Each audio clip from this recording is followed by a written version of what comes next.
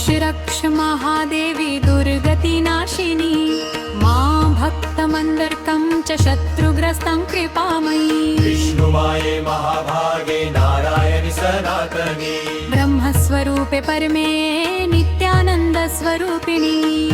ब्रह्मादिदेवानामम्बिके जगदम्बिके त्वं साकारे च गुणतो निराकारे च निर्गुणा मायया पुरुषस्त्वं च मायया प्रकृति स्वयं तयो परं ब्रह्म परं त्वं बिभर्षि सनातनी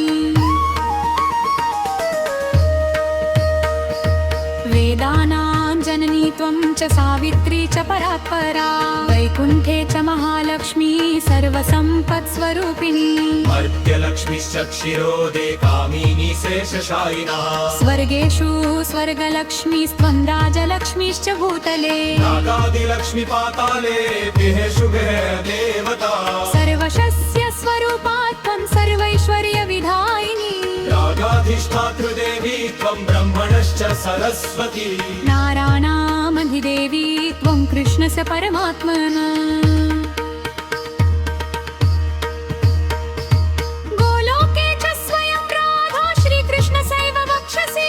गोलोकाधिष्ठिता देवी वृन्दावन वने वने श्रीरासमण्डले रम्या वृन्दावन विनोदिनी शतशृङ्गाधिदेवी त्वन्नाम्ना चित्रावलीति चक्षकन्या कुत्रकल्पे कुत्रकल्पे च शैलजा देवमातादितिस्त्वं च सर्वाधारा वसुन्धरा त्वमेव गङ्गा तुलसी त्वं च स्वाहा स्वधा सती तदंशांशां शकलया सर्वदेवादियोषितः स्त्रीरूपं चापि पुरुषं देवी त्वं च नपुंसकं वृक्षाणां वृक्षरूपा त्वं सृष्टा चाकररूपिणी वह्नौ च दाहिका शक्तिर्जले शैत्यस्वरूपिणी सूर्ये तेजस्वरूपा च प्रभारूपा च सन्ततम् गन्धरूपा च भूमौ च आकाशे शब्दरूपिणी शोभास्वरूप चन्द्रे च पद्मसङ्गे च निश्चितम् सृष्टो सृष्टिस्वरूपा च पालने परिपालिका महामारी च संहारे जले च जलरूपिणी शुद्धं दया तव निद्रा तत्तृष्णा त्वं बुद्धिरूपिणी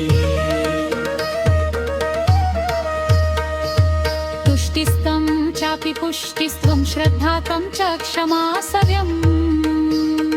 शान्तिस्त्वं च स्वयं भ्रान्ति कान्तिस्त्वं कीर्तेव च लज्जातवं च तथा माया भुक्ति मुक्तिस्वरूपिणी